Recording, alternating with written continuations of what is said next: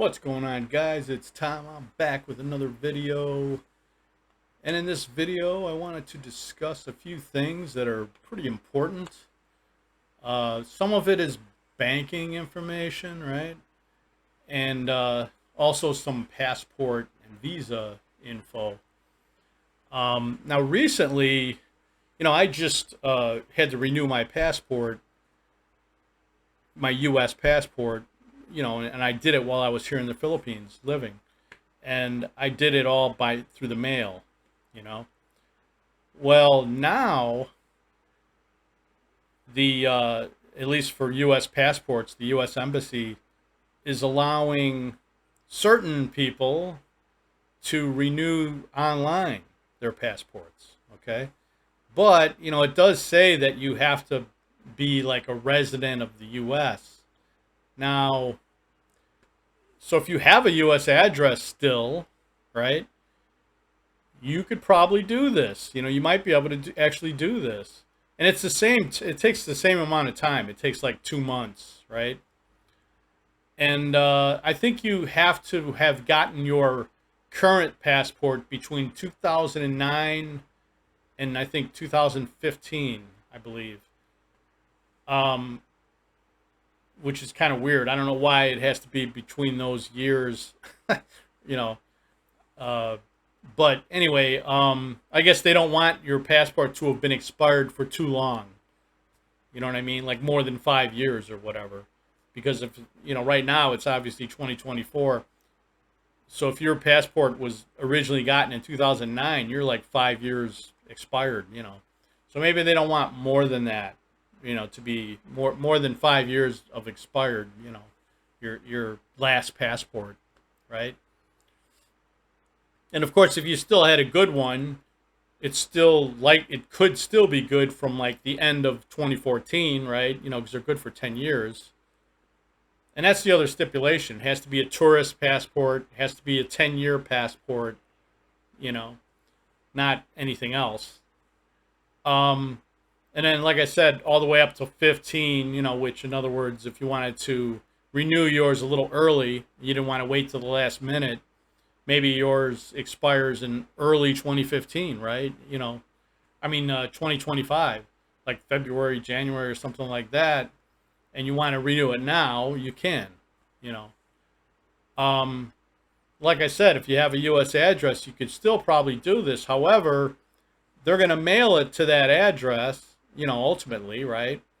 And then you're going to have somebody send it to you. Like if you have a family member, whatever friend, family member that can do that, can pick it up at your address, or unless you're using their home or their address for your address.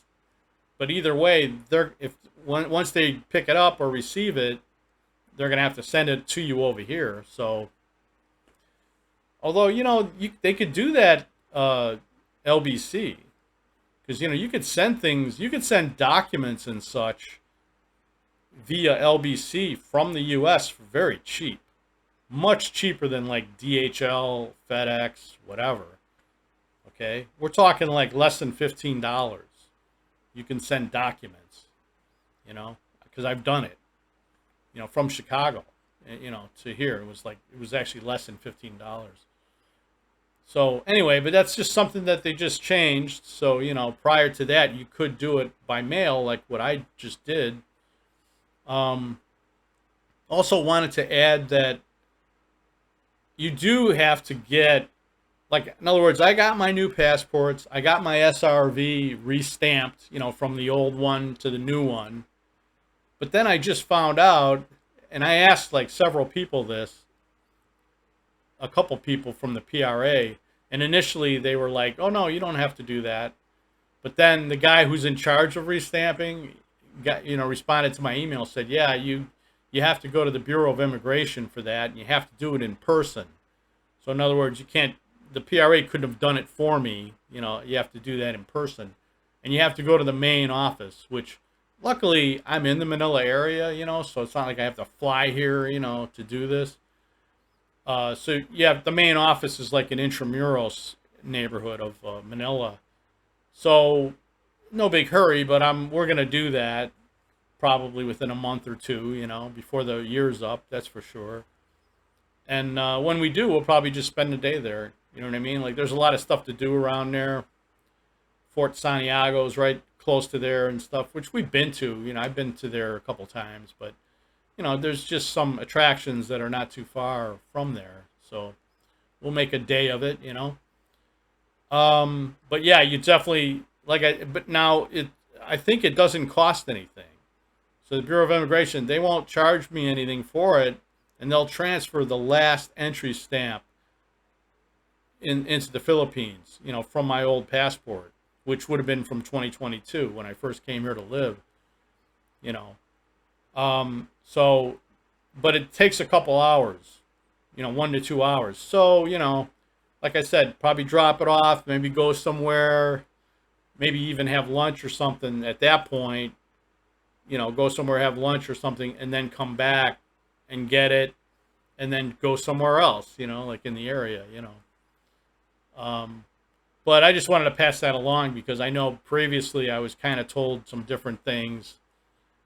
And you gotta talk to more than one person here a lot of times in the Philippines. You know what I mean? When you're asking for even a government agency, sometimes if you have the contact info for more than one person at that agency, ask them, copy them. If you're going to email them, copy everyone, because you might get three. If you send out emails to three different people, you could get three different answers, or at least two different answers, but only one of them is going to be correct. So you kind of have to, you got to do your own thinking here sometimes. Everything's not automatic. Or maybe not as efficient. Sometimes. So, but also wanted to I wanted to talk about, I think recently, if you guys that are interested in getting your SRRV here in the Philippines, they used to be able to accept, like if you're already in the Philippines and then you're starting that process, the application process and everything, or at least even if you had started some of it in the US, when it came to the deposit, right? Like if you're getting, for example, the military courtesy visa, SRV, there's a $1,500 deposit that has to go, has to come from a U.S. bank and go into a Philippine bank, right? Well, I did this from the U.S. I wired it. But I wanted to let you guys know that a lot of banks in the U.S., at least when you're in the U.S., right, they won't wire money to an international bank, to a bank outside the U.S. A lot of banks, a lot of U.S. banks won't do that, okay? So what I had to do was I had a brokerage account with Schwab, and the brokerage account would do it, okay? So I had to just transfer money from the bank into the brokerage account and then wire it from there. And the reason I'm bringing this up is because apparently what they used to do is you could come to this country and bring your checkbook, your U.S. bank checkbook, and just write yourself a check for $1,500 or whatever, and then deposit that into the Philippine bank for your deposit. And it might have taken one of my viewers said it took about 3 weeks. Or it wasn't one of my viewers, but it was somebody that commented that said this on another channel, and I asked him how long did it take. He said it's about 3 weeks, for the check to clear, But you were able to do that. But apparently now you're not going to be able to do that anymore. They're stopping that. Okay? So then it's kind of like, well, if it still has to come from a U.S. bank, then you're going to have to wire it.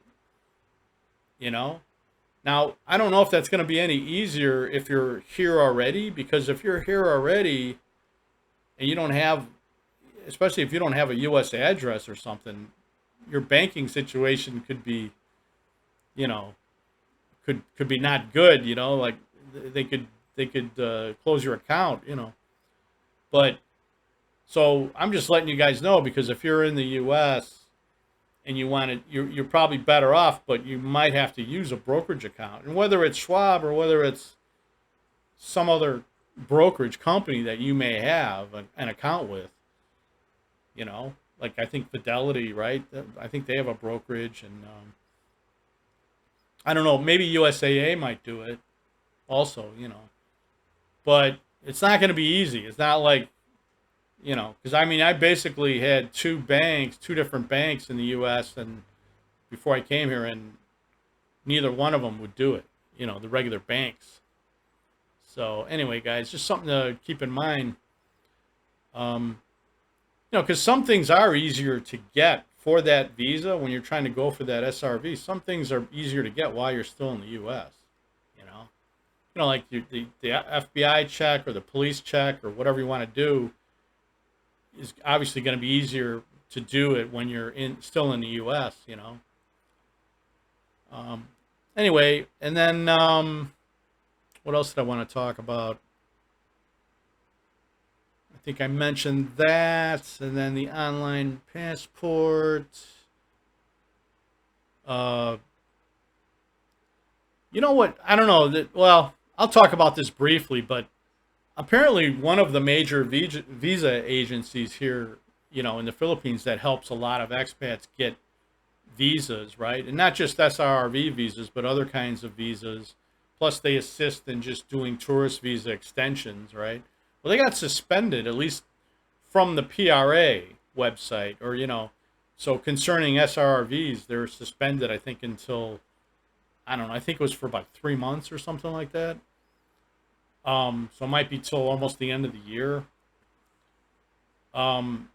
Because they're charging a fee, and there's already a fee that they would be paid from the PRA, out of that visa fee that applicants pay, which is about $1,400. Apparently, 500 of it can go to any agent or anybody who's helping you, or at least as long as there's some kind of an agent or whatever that's helping you.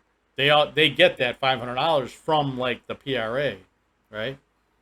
So, then there's other companies, and I'm sure this isn't the only company, the one that got suspended, that would do it, and then they would also charge the fee to the applicant. Anywhere from like $500 to, I guess, more than that sometimes. So, I mean, there is a difference, though. I will tell you, like at least when I was using the agency, that I used, I mean, there's things that they did for me that would have been difficult, especially since I started the process when I was in the U.S. If you can use these other people that are here in Manila that I guess work for the Bureau of Immigration or whatever, but I think they also assist with that. But they'll tell you what to do.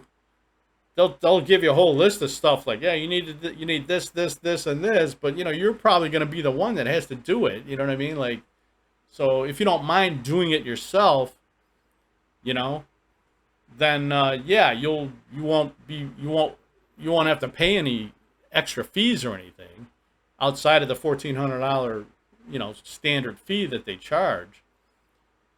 But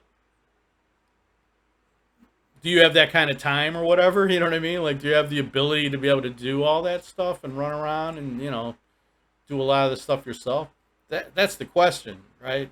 So especially if you're starting a process in the U.S., I'm not sure, unless you somehow make contact or you're able to deal with the PRA directly, even if you're in the U.S. starting out, you might be able to do that. I don't know. I just didn't do it that way. I used a visa agency, so that's the only time I've ever used them. I never used them when I had to extend my tourist visa here. I would just do that myself. But anyway, just something to think about, I guess, right? I know everybody wants to jump on these agencies like, oh, but they are doing a service. They're doing things for you to save you time, and stuff like that. So, anyway, just something to think about. But that's about it, guys. I might talk about do another video after this about things that really you do need to do, or you really should do before coming here to live, especially. But that'll be another video. So, all right, guys. I hope you guys have a great day. I'll talk to you later, and please like, if you like the video. And send me a comment too, man. Tell me, I'd like to know what you guys are thinking about any of the things I just talked about.